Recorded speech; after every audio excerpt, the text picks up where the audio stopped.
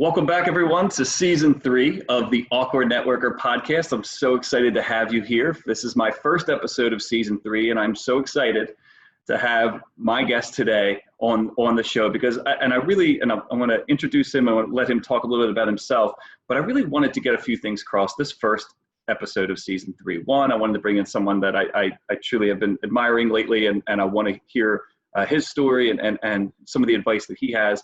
But secondly, I really want to highlight a certain industry that I feel like is not getting enough press right now, and that is the not-for-profit industry and the impacts that the COVID-19 economy have had, and how they're scraping and overcoming, and some of them maybe even doing better. And what are some of those best practices?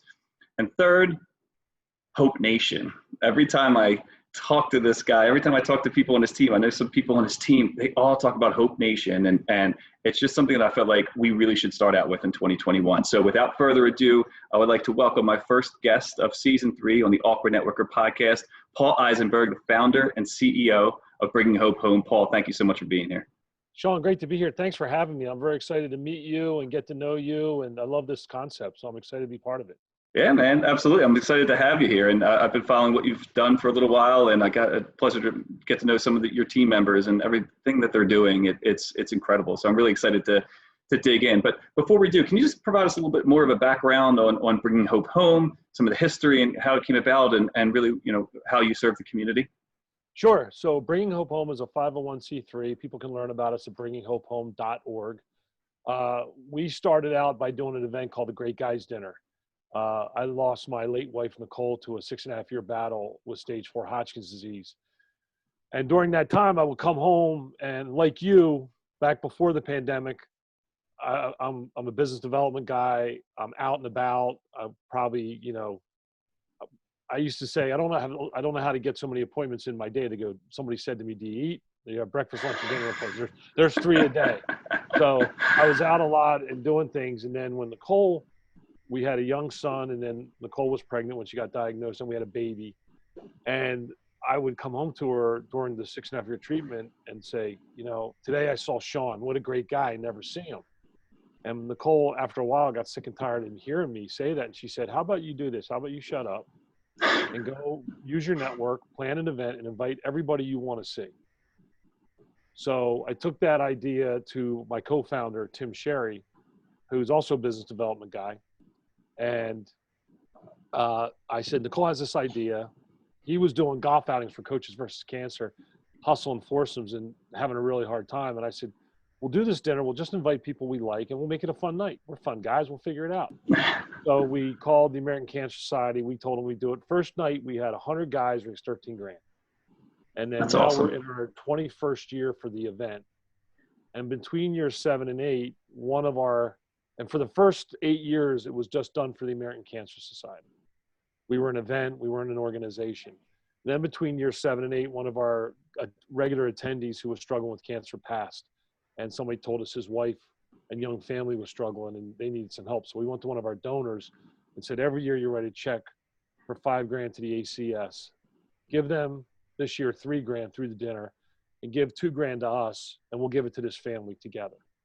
That's all it was. We just wanted to do something. And that I'm just getting chills talking about it. We gave them that money, and the impact of that money on that family's outlook was tremendous. And Timmy and I looked at each other and said, man, we should do this. So then we became the Great Guys group for a couple of years, and then we changed our name to Bringing Hope Home. That's and incredible. We do emotional and financial support to local families with cancer. And what that means is we're a community, Hope Nation, and we try to let people know they're not alone. And then we pay household necessity bills, rent, mortgage, utility, car payment, food.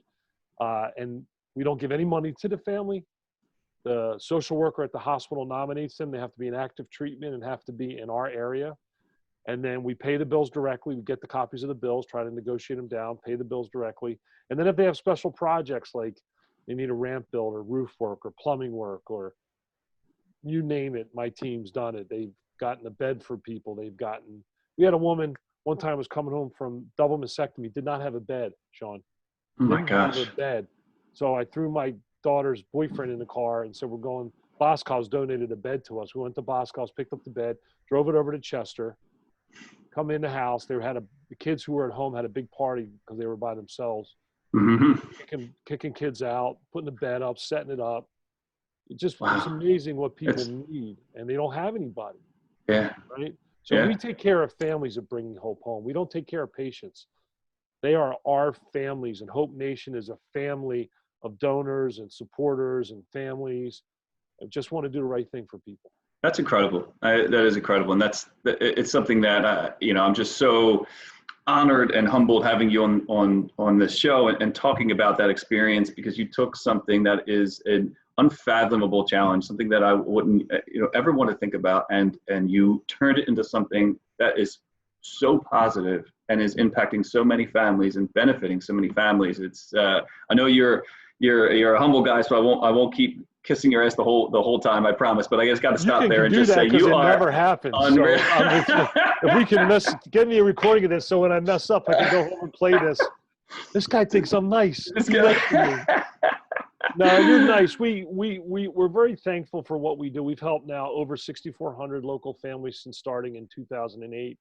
And to be honest with you, I think that a big reason that I do it is because I wasn't able to control, a little bit of a control freak. I'm a type A, and not being able to control, Nicole's outcome and have her do better, Right. I think drives me. It's probably a deeper seated conversation, but yeah, it's about how can we help all the people that need it from the experiences that we've had within ourselves that fuel it. Well, and take me back to the beginning, because I'm stuck on this great guys dinner and its inception, because I'm pretty sure most of my audience kind of considers themselves quote unquote great people, and I just love that concept. I love that idea that you that you talk to somebody and you leave thinking, wow, what a great person. So take me back to those interactions that you had with Timmy and Mike and the others initially, and besides the fact that you had a friendly history in the past, what made you leave those interactions and say, man, that's a great guy? We had emails this morning, and you mentioned Goodfella. Yeah, Goodfellas, the movies, and in that movie, he's a good fella. Well, I think great guys to me, by the way, it covers men and women to me, specifically. No disrespect intended to anybody. But, like, if I hung up on this podcast right now and somebody called me and said, do you know Sean? First thing out of my mouth would be, yeah, he's a great guy. And to me, it's a little bit of a Philly thing. It's a little bit of a Northeast thing. And it's somebody that you kind of connect with almost immediately. And it's somebody that you want to have a beer with. It's somebody that if you were walking down the street, you want to stop and talk to that person. And probably like you, in what we do for a living, I have the opportunity and the blessing to meet, like this, hundreds to thousands of great guys in my vernacular every year. And that's a gift to me. So when Nicole said, go put that event together and bring those people in, the hardest thing was, how do we capture the list of all the great people that we know in our lives? And our event, by the way, it's May 6th right now. We're trying to figure out how we're going to get it together. We're looking for outdoor venues. We're thinking, maybe a little bit more casual outdoor kind of thing, so people are more comfortable. But just having great people together, it's a phenomenal vibe. It's a lot of laughing. It's a lot of connections. The best thing about the dinner is every year, I believe in our 20 plus years of doing it, there's always somebody who comes up to me and says, I just ran into Sean, and I went to grade school with Sean, and I haven't seen Sean since 1998. And you brought them together. Yeah. Sean's wife is my cousin, and I haven't seen them since their wedding.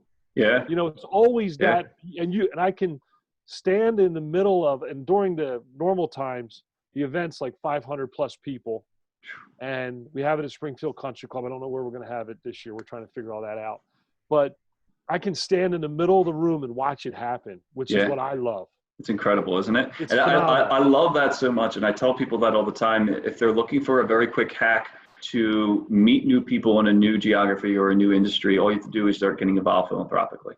As soon as you start getting support local philanthropic activities, you will be in those rooms. You all have the same thing in common. You are supporting this cause two things that actually I wanted to mention. One is I lost many sleeves of balls at Springfield Country Club, so I hope I get to attend.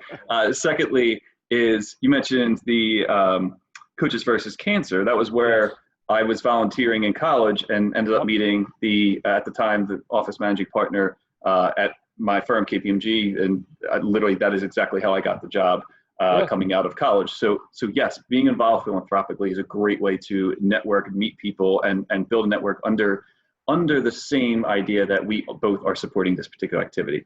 With that in mind, you get absorbed into that. Yeah. You get absorbed into that. Sorry, interrupting. Exactly. No, it's exactly it. I was just talking to a friend of mine about this earlier. Like, how do you not seem insincere? I'm like, that is the number one hack when you're meeting new people. If I cold called you and said, hey, Paul, I want to talk to you real quick, about your banking needs, your insurance needs, your real estate needs, your accounting needs. That's a totally different conversation than wanting to build a relationship with you based on our mutual concern over this philanthropic activity. It's a totally different dynamic. And we do about 8 events a year, and we have committees for almost all those events. So if any of your listeners or subscribers to this podcast and they're in the Philly or the Baltimore area and want to get involved, we're always looking for committee members. It's not a heavy lift. It's a sponsorship, fill a table, be on a call periodically. But Awesome. We try to connect. And then, because you're so right, because if you called me for banking, insurance, or whatever needs, I would tell you, hey, thanks for the call, stay in touch. But the banks that we work with, they're on our board, they're on our communities, they donate to us. The insurance people, our broker donates to us. Even people that we don't do insurance with donate to us, or they're on our committees. So yeah, we want to work with people that we know, like most people. Yep. Right?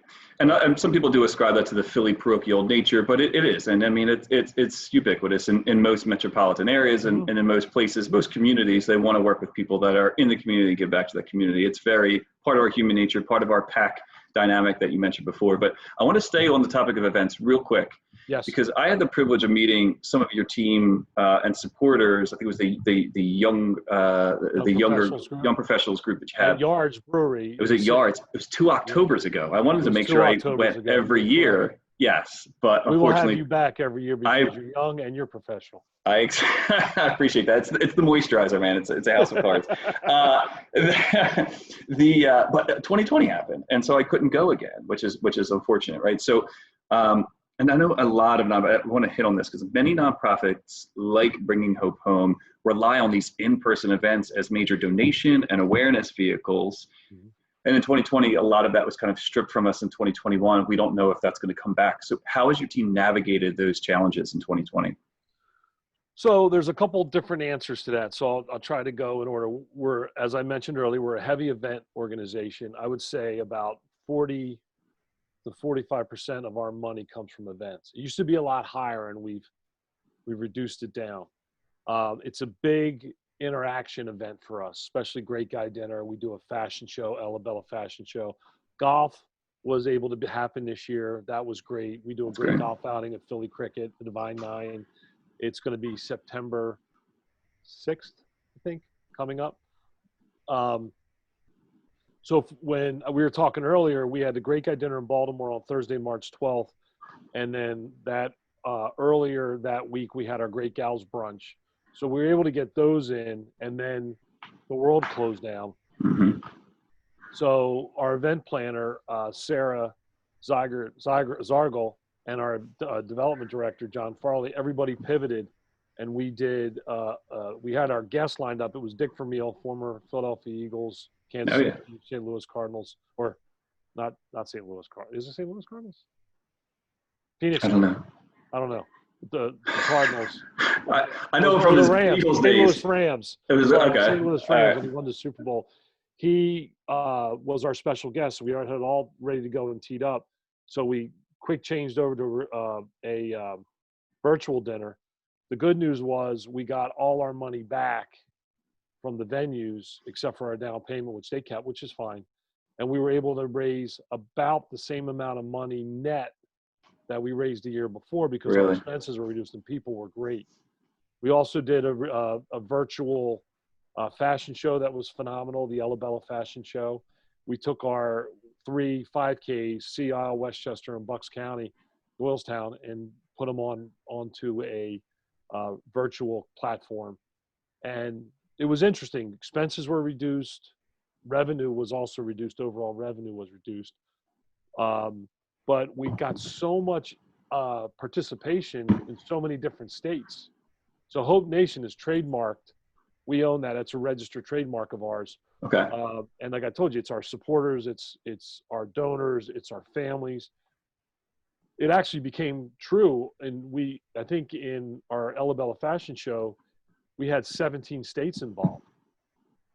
You know, because people would say, hey, I want to go to the Ella Bella fashion show in November in Philly, but I live in Florida, or I live in California, or people have moved, or people get transferred, or people are in service, whatever it is. So we had 12 states in our run, in our Sea Isle 5K. We had 17 states in Ella Bella.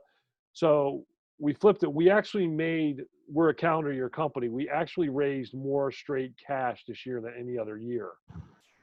That's impressive. That's really impressive. That's because our donors are phenomenal. Our people are supportive. And our team is strong. I have the best team in the history of the free world. But it also, we dropped in other areas.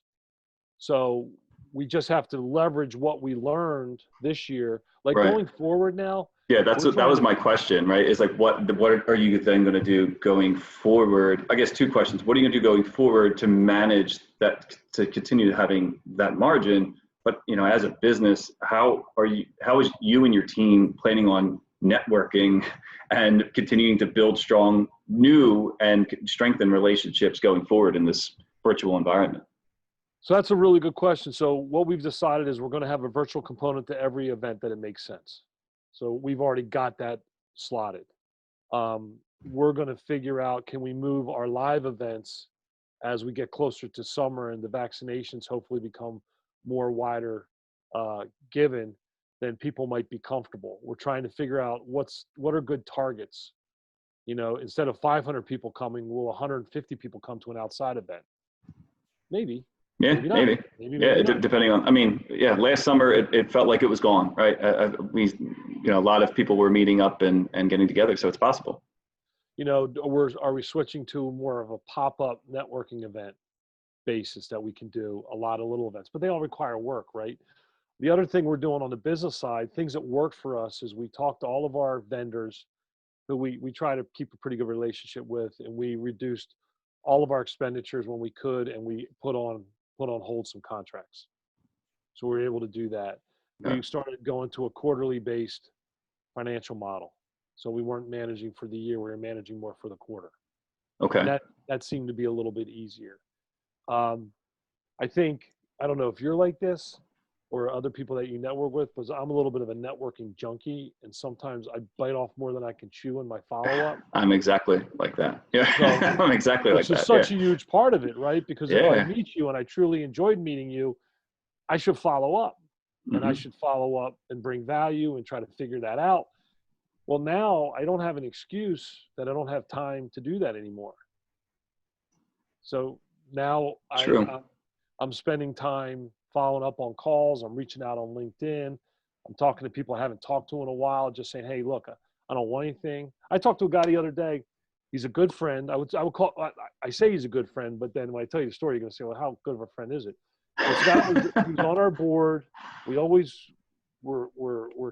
connected. We always liked each other. And I hadn't talked to him in a while. So I called him. I said, hey, how you doing? I hadn't talked to you. He goes, when was the last time we talked? I'm like, I'm embarrassed. I can't tell you. He goes, well, I moved to California from Philly and I bought a company. And I'm like, holy shit. Congratulations. That's awesome. So he's telling me about it. And then and it was just a drop-in call. So I said, you know what? I didn't expect to get you, but I wanted to do it because you're on my mind. So we had a follow-up call yesterday. We talked for like 45 minutes. And he's like, well, I want to do something for the charity and I'm doing this. I'm like, well, I didn't call for that. Right. Goes, no, I know you didn't, but I love what you do. He's a cancer survivor, but there's guys, again, men and women like that, how many people on your Rolodex have you had a chance to really sit and talk to that we've taken the time to have a 30-minute, 40-minute conversation and just catch up? Right. That's what I tell a lot of my cancelees, that the same thing. I say and I put in this mindset. I tell people that network like you're job hunting, because if you've ever been job hunting, right, and you realize, oh, the writing's on the wall here, or, you know, you've been given a couple of weeks or a month or two, the writing's on the wall, the amount of networking you do, the amount of relationships that you dust off and rekindle are incredible, but they always have that inherent awkwardness of, I kind of need your help now. So I implore people, like, you know, start networking now as if you are job hunting. And just like you did with your friend in California, and he was like, hey, I want to help. It's like, you know what? I can actually say that wasn't the reason that I called you or that I tried to look, versus if you truly did need that person's help, that's a much more difficult relationship to then rekindle several years later when it's an obvious, you know, there's an ulterior motive inherent in there, right? Yeah, and I've learned to act on my gut. So like he just popped into my head. What made him pop in your head? I was talking to a friend about this too. I don't know. I'm sure there's some connection that I don't see going on in my life that made me think of him. Mm-hmm. But I was talking to our person about our website, and I'm like, you know, we used to have our board on there, and we don't have it on there since we revamped the website. I want the board back on there. And I was thinking about people that were on our board before, and maybe that's what brought him up. And I'm like, I haven't talked to him. Right. Let me call him. Yep. I love it. Yeah. And now, let me call him now, or make a note and call him today. Yeah, and I was going to say, I try to do it right then, or I forget. Yeah, I'm the same way, man. I feel like you and I were cut from the same cloth, because I do the exact same thing. I'm like, I have to do it now, because if I write it down, say rekindle with this person, 3 months later, I want to go, oh man, I should have done that. I'll do that tomorrow. I actually spent some time. Oh, sorry. I actually spent some time going through a pile of old papers, and I found 3 planner notes. And I'm gonna call these people. They're probably from 2015. I save everything, but I'm trying to clean stuff out. And I had 3 people that I kept a 2015 note on that I'm going to call.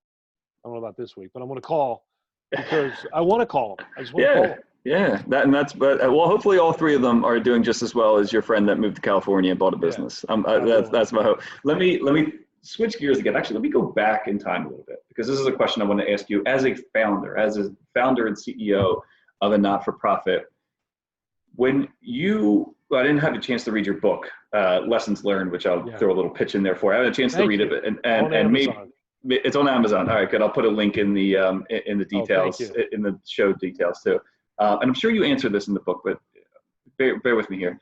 If I think just off the top of my head of cancer organizations, the American Association for Cancer Research, American Cancer Society, which you already mentioned, there's a long list of other local charities, and then the more cancer-specific ones like LLS, which I'm a part of, and Livestrong, Susan G. Komen. Everyone knows that long list. I'm sure you knew that long list, right? So when you are creating this not-for-profit focused on what you're focused on, I guess the question is, why? 2 questions. One, what prevented you from concluding early on, these large nonprofits, they already have this covered. You know, they're already doing it. Why reinvent the wheel? What prevented you from concluding that? And kind of as a follow-up to that, how do you continue to partner with these large organizations in some ways while still remaining differentiated in other ways? So the first one is how did you persevere early on? Get it through? Well, without knowing it, what we did was smart. We weren't trying to be smart. We didn't have a plan. When we decided to do the Great Guy Dinner and have it benefit another charity, we went into that relationship truly just wanting to benefit people, and we needed a vehicle, and we just wanted to do that. Right. And the ACS is great. The American Cancer Society is a great organization. But what we found is, especially once we gave that gift to that family that was needing it, we realized there were gaps that we thought we could help fill in what they offered. So when you look around at the charities that you mentioned, virtually all of them have a very big research component, which is important. Right. I would never tell people that research isn't important. What Timmy and I felt is that as important as research is, research kept my wife alive longer than she probably would have been able to stay alive and have a decent life because of research.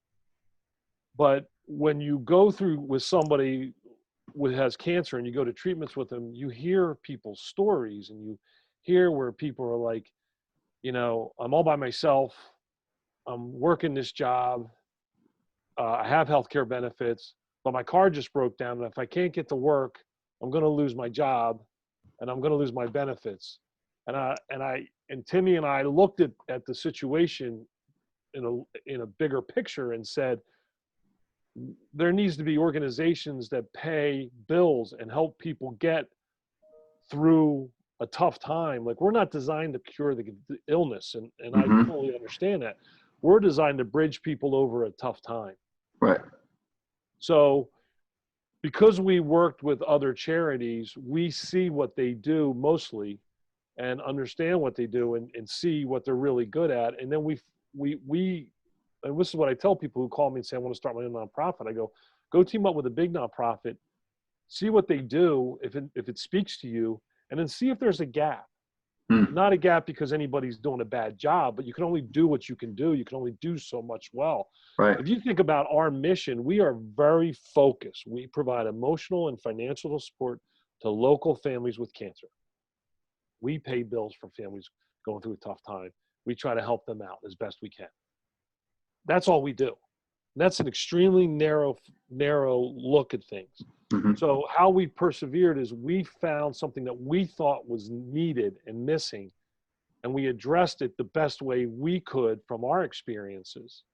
And then we tried to build a business model, which never stops. Every time we think we're better and doing well and more efficient, we're not. Right. So it's a constant, thank God, it's a constant strife, struggle, fun battle every year to get better, so you can help more families and deliver more unexpected amazingness. So for us, it was, where was the gap? What was needed? Can we fill it? Do we want to fill it? Do we have a passion to fill it? And then how do we run it the best way we can as a business? Does that make sense? That makes perfect sense. What about real quick, you mentioned Baltimore. What was that extension like? Just very briefly, because I have a couple other questions before we wrap up, but Baltimore, now you can't say local Philadelphia. Are there other expansion goals in the future? And what was that expansion like? So I'm at the office with some of my team today. So if say yes to expansion goals, they will come out of the woodwork and beat me. So if you look at our area of service, we started in the greater Philadelphia area, which we define as Philly, surrounding counties, Chester, Montgomery, Bucks, Delaware County, state of Delaware, and South Jersey, Cherry Hill to the shore. Okay. And then we got a partnership and some money from Berks County and Lehigh Valley. Then we got some grant money in Pittsburgh. Then we got some grant money in Lancaster. Then we decided through various reasons to go to Baltimore and do a great guy dinner about 4 years ago in Baltimore. And then we got a donor that has locations in North Jersey, Southern New York, Southern Connecticut. And we try to keep them, that's okay, I got dogs, so. But we try to keep the money where we raise it. So we only go to an area where we get money. So the expansion plans are now just to continue beefing up our deliverables where we are. Okay. I feel like your team would respect that. I feel like if they heard that, they're okay. You're not going to get beat for that. I might, because because you don't want to stretch too thin resources. Because Baltimore for me was once or twice a month going to Baltimore for a full day, making calls, getting donors, and we've helped about 50 families in Baltimore now, but we need to help more. Yeah, we want to help more. So yeah, that's great. That's where we are. Let me ask you a quick question. You mentioned the families and that you help, and you mentioned at one point like employers and the companies they work for. During both your own experience fighting cancer in the family and your experience for the last 15, 20 years, have you seen any best practices from employers that you've worked with, that you've been around? Like any best practices that some employers have exhibited for their own employees who are dealing with the same issues in their own families? Yeah, I would tell you that I was lucky because as a business development person, as long as you're delivering your number, people tend to kind of give you flexibility. Right. I worked for the Graham Company. They were always very supportive that way. I worked for Haverford Trust, was very supportive that way. Shared Medical Systems at the time, who's now Siemens or Cerner, was very supportive that way. A lot of our donor companies, Acme Markets, a lot of the pharmaceutical companies, Pfizer, they're very supportive that way. And I think the best practices are go to the employee, whether it's a caregiver or the one who's going through the illness, and say, you know, what do you need? How can we support you? Sometimes you can't, right? Sometimes you can't. Hmm. But, you know, for me, when Nicole was ill, going to work gave me a little bit of a break, you Hmm. know, Yeah. and it allowed me to step away from it for a few hours. Yeah. Um, I know one of my board members works at a large pharmaceutical company. They've been super supportive of her and uh, being very flexible. I think the biggest thing is flexibility, and especially today with working from home and Zoom, you can do a lot more than you used to be able to do. But I Right. think from an employer standpoint, I know one group, they do almost their own United Way. They have an internal fund that employees can donate to help the fellow employees that are going through a tough time. Wow. So, That's right, impressive. that's really great Yeah. thinking. That's not something I thought of. But providing flexibility in the space that the person can do their job and with the support and the tools necessary, I think that you not only get loyalty, and also, first of all, it's the right thing. Yep. Second of all, you get a lot of loyalty, not only from that particular employee, but from other employees that see that it's more of a family environment. Yeah. Yeah, I totally agree. Yeah, that's a really important part. And the fact that your narrow focus, as you called it, is specific to emotional and financial support for local families. I think that's great because both of them are exactly what is constantly needed. You know, and that's great. So as we wrap up, I love the motto of Hope Nation. I just love it. And in 2021, I was really excited to have you on so we could talk about Hope Nation. And I feel like it's something that, aside from cancer and other illnesses, it's just the word hope is something that I feel like we should be in our vernacular every day. So with that, is there a kind of story of hope, a recent story of hope that you could leave with our audience?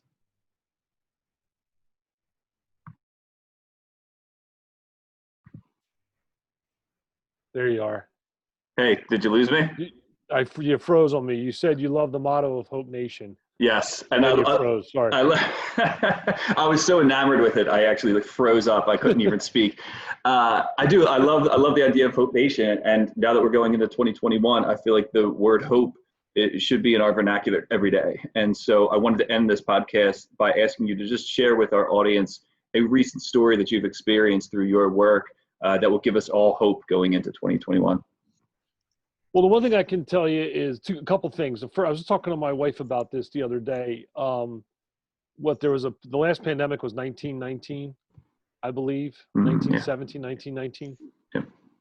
Before this pandemic, did anybody really talk about that at all?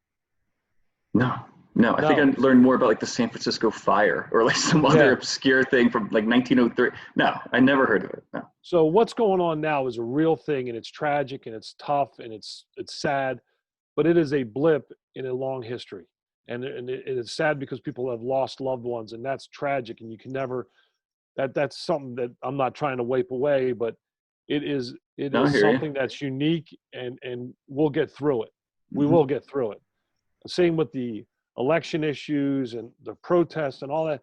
These are all blips on the screen, right? So people shouldn't lose heart because things are tough right now. Things are always tough for somebody somewhere. It's just our time to go through tough stuff now.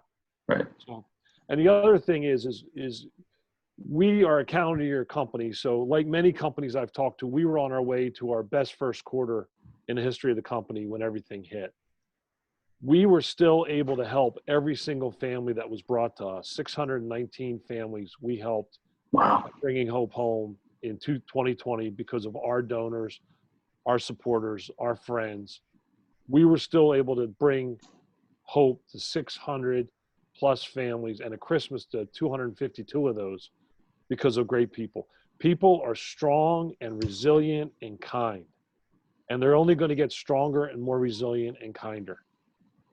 So take this moment. I would tell people to take this moment and take stock of 2020 like we're doing. What did we learn? What can we do with? What do we need to change? What can we do without?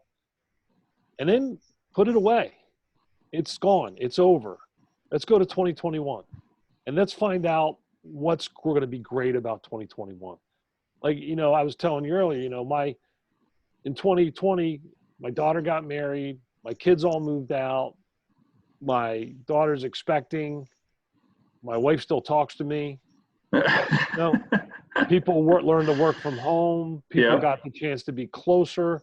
Families started having dinner together again. There's so many good things that came out of 2020. I don't want to do it again. Right? For sure. Take the good things out, and then take stock of the bad things, but don't carry it with you.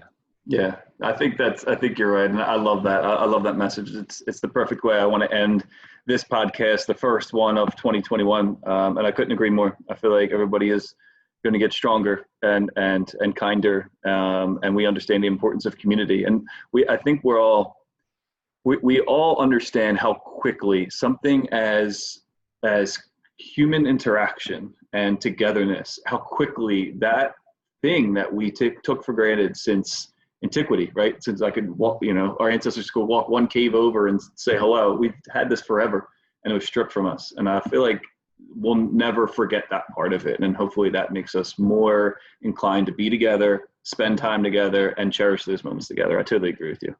Cool.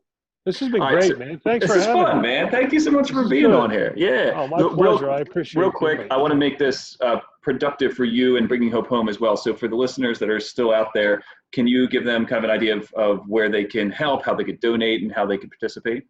Yep. So go to bringinghopehome.org, bringinghopehome.org. You can make a donation right there on the page. You can become a monthly donor. You can get a list of our calendar events coming up. Join us there. If you want to be on a committee, reach out to me. You can reach out to me through the website.